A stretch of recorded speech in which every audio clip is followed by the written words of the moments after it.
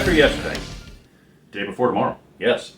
So finally made it over here to the shop to do some custom Week after stuff. the 4th of July. Ah, yes. So, stuck in the trucks again. It's been absolutely ridiculous. Hot and busy. Very. And you can tell we're both about the color of lobsters right Yeah, now. I'm on my second shirt of the day. Yeah, I mean, I'm cooked and just... Anyway, and like I said, with this heat, the recording apparatus does not like it, and you've seen us toast up before, so just... Yeah. We're not going to keep repeating that. But anyway, so what we got today is some aluminum. What we're going to do with this is make hose line clamps. So we have 3 different sizes of line here. Hold on, the third size is over there. It's a little piece of 3/16 brake line.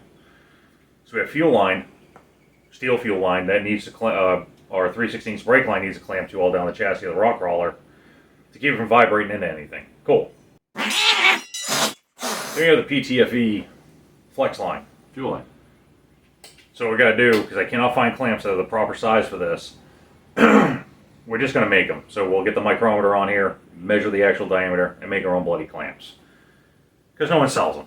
So we get the mill lathe ordeal set up.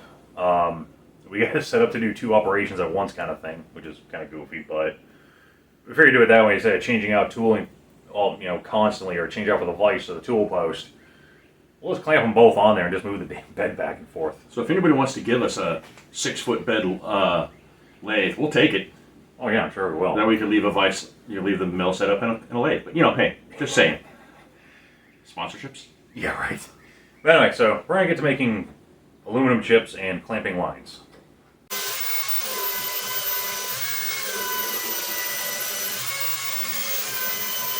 Alright, so step 2. We're going to get all these cut. Yay. Then machining them down. Clamp them in the jaws here, facing this end off, and this end off. So the eventual plan, or the next step I should say, we'll put these in this vise, drill a hole straight through the middle, or drill and tap of 1/4-20. Then it'll be a matching pair. Then we draw holes for our 2 lines to go through.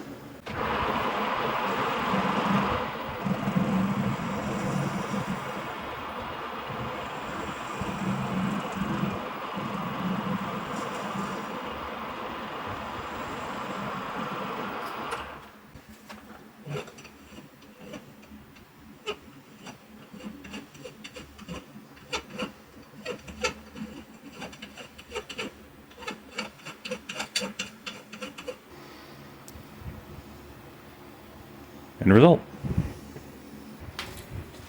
That's the next step in our process. Punch that out to 1/4 inch. Punch this one out to 200 thousandths. Counterboard in 3/8, so the bolts will stick out. They'll be countersunk. And then we're tapping this end. So very simply, we're just placing the chunk in there, using a little peg to align it. Well, aligned. Tension, still aligned. Pull that out. Or even clean. And by doing it this way, everything stays lined up. So the hole's dead straight. We're going to run this on in about halfway, and then we can pull the drill out of the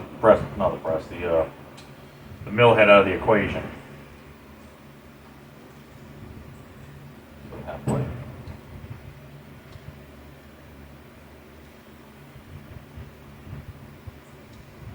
The second part of this, Ray gets back out here. He's basically, I'm just cutting the initial threads. He's cleaning them up with another tap, all the burrs and everything. So when we actually put these together, they go together smooth. And then you come up with something like this, bolted together. Next, we'll clamp them in here this way and drill the holes for the actual lines they're going to be holding. And of course, we'll trim and true everything up. Make it look good at least. Alright, so I got one of our blocks done. The only thing you missed is we literally punched 2 holes through here. This is just actually a test piece, but it worked. So pull these lines in pretty freaking solid. And it's not moving. It's not moving. That's what we needed. So I might actually only use one of these on the fuel system, on the AN lines, just because, well, that's kind of a big chunk. We were talking about cleaning it down a little bit, take some weight out of it, but yep. So that's one of them. So the other ones we're gonna do are Right there. These are a little smaller. It'll be like 3/16 on one side, 3/8 on the other to go from fuel line to brake line. But unfortunately, we're kind of out of time today. We're gonna wrap it up for today. We might be back out here tomorrow. I know I gotta get a medium in the morning, and we may have to move a shop, literally, again. Yeah. A different shop. Yes. We may have to help move a shop right quick. We're not sure yet. That all depends on a bunch of different factors. But anyway, yeah, so we're just going to kind of wrap it up for the day. We'll pretty these up a little bit tomorrow and drill the holes in the smaller units right tomorrow as well. But that's basically what we're doing. They're just line clamps. Unfortunately, no one makes them for this PTFE stuff. So We can get them for the smaller stuff, but if we're going to make them, may as well make them all. yeah, And then we can honestly say built, not bought. Precisely. We don't use kits. that's what we do. We make our own. Pretty much. But the other thing too is, so AN fittings, I'll explain right quick. If I'm not mistaken, the available sizes are 3 AN and then 4 AN, and that goes 6, in 8, multiples 10, of 2 from there. So we really needed, like, I don't know, a 7 to make this work, but they don't make them. So not a big deal. It is what it is. Did custom stuff, and this happens. Most people just use, like we call them Odell, some people call them P clamps, just a small clamp, you put a screw, it holds everything in. Yep. But unfortunately, where this is up by the transfer case, I need it to hold the fuel lines way up there. There's nothing else to hook to. So Yay. we'll just use these. And the other ones, so going from 3/16 to 3/8, it's hard to find those as well, especially in the distance when I want them in. So, yep. Anyway, hopefully we'll be back tomorrow, and we One can way or finish this another. up. Yes. Okay, so you just saw me change over from drilling to milling. I'm going to take these blocks we drilled and bolted together yesterday, and I'm going to mill them down a bit, cut down some of the weight, cut down some of the bulk, make them easier to work with overall. Just going to shave. We got a nice little indent on this side. I'm going to shave it down to the screw level, and on the back side I'm going to bring it down to the just shy of the threads of the screw.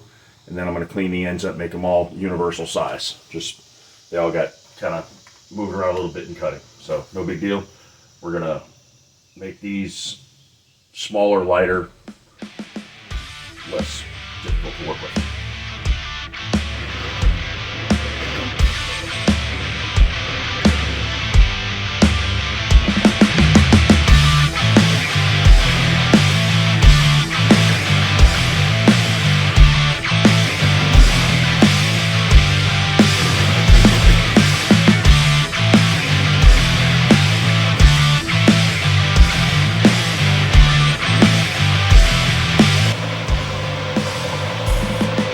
For those wondering, I'm running about 650 RPM. I'm using a 3/4 face mill with carbide inserts on just aluminum. I'm not sure what the alloy is. Cutting it about 25 thousandths depth per run. Nothing serious, just enough to bring it down so we can get it within size to lighten everything up.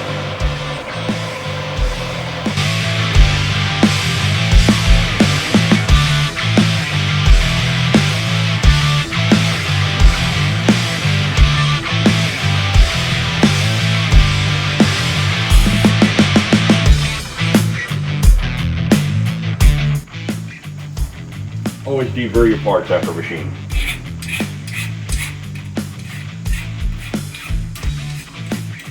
Especially if you got to flip it over and do the other side, you don't want any burrs. That'll mess with how it's held in the vise. But sometimes it can be like razor blades on it if you're not careful. Side one. Now we'll flip it over and take about another 200 thousandths off of the other side. And then we'll clean the ends up. Make them all one size.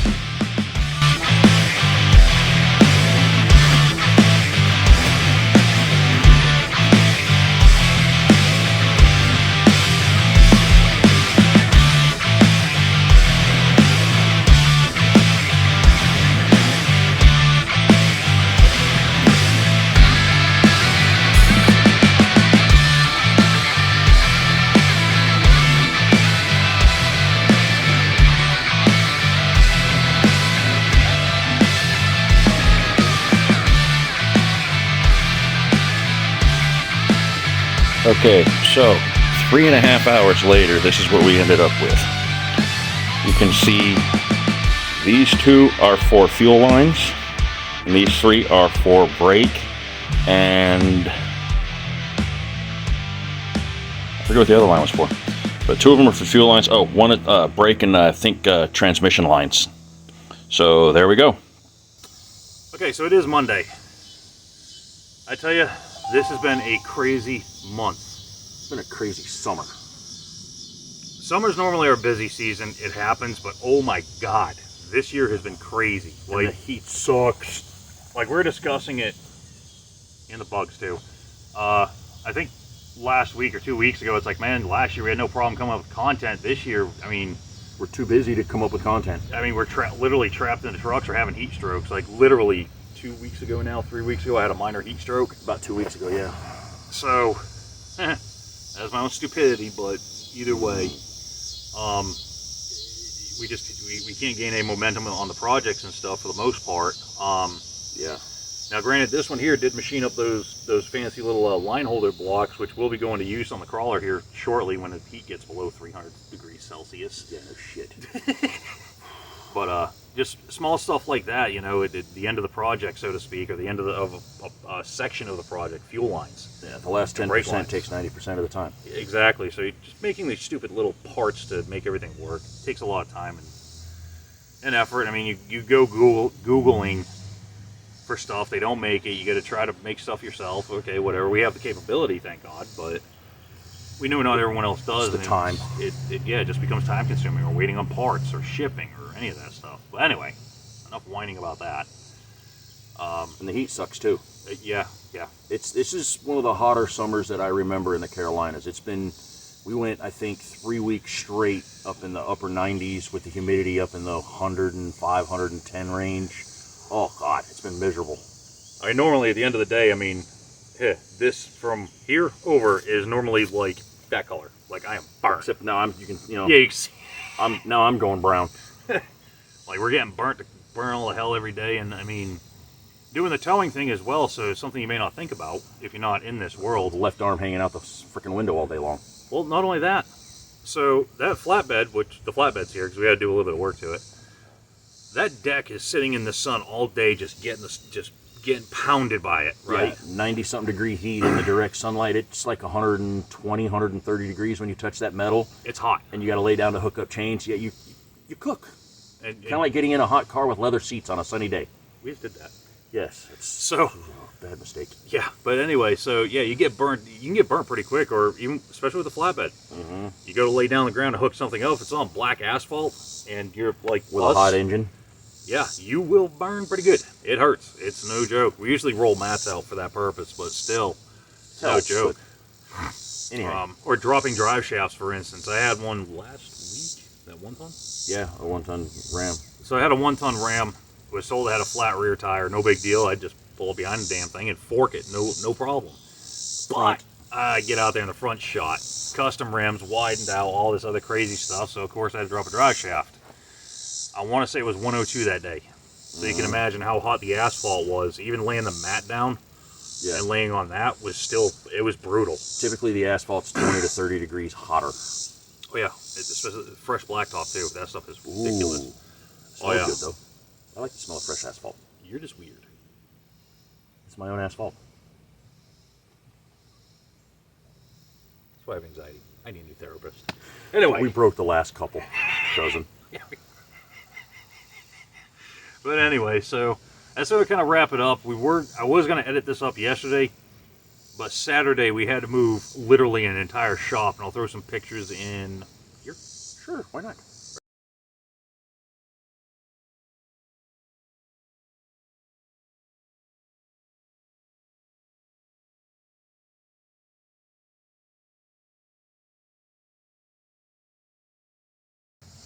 So yeah, we had to move an entire shop, and it doesn't look like much, but there was also a box truck, 16-foot box we loaded twice.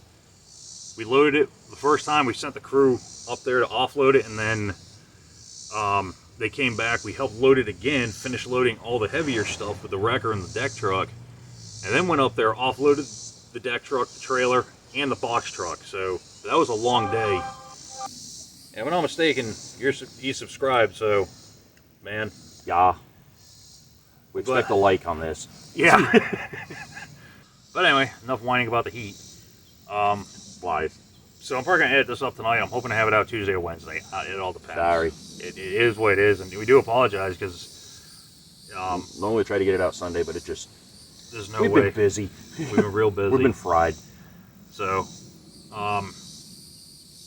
this week here, I'm not 100% sure what we got going on. I mean, honestly, as soon as I hit end on this, I ever get a E250 or 350 or something like that, I ever get. So I think this week I'm going to try to do some work on the crawler over there, try and get those brake line, fuel line holder things, try to get all that figured out. I got to tighten up all the fuel lines. I might order the distributor for it. I was going to do that this weekend, but that didn't happen. Maybe a couple of the parts and go from there. We weren't expecting to not get home until 9 o'clock at night on a Saturday. That too. Now, I'm going to start, once again, trying to get parts in to get the engine fired up. I mean, just stupid stuff like the little bypass on a Ford small block, an old Windsor small block. They have a little bypass tube, a little 90-degree bypass tube. Thing ain't but that long. Same on the Dodge. Yep. Dodge is just a little bit bigger. It's like I could not find one of those for a month. I finally found one today. Went to O'Reilly's to get a return spring for a throttle on the flatbed. Holy crap, it's right there. Finally, just finding stuff like that. But, I got to order in hose clamps and blah, blah, blah, blah, blah. I mean, we're getting there. We're getting closer, slowly. Like I said, I really want to crack that thing off. I got to fix the exhaust, too, and I'll explain that in the next video. But anyway, give it a like, share, subscribe, all that other fun stuff. The notification bell. Give that thing a smack or something or other. Yep. We're going to try to get back at it next week with more fabricative stuff, and we'll go from there. Everyone stay cool, hydrate, seriously. Yeah, hydrate. Stay hydrated. Don't beat the hell out of yourself. Water is it's not your worth friend. it. Yep. So, hopefully we'll see you guys next week. Later.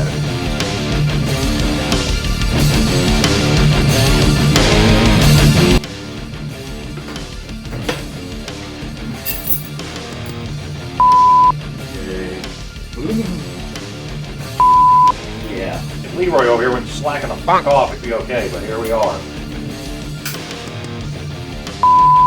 Peace!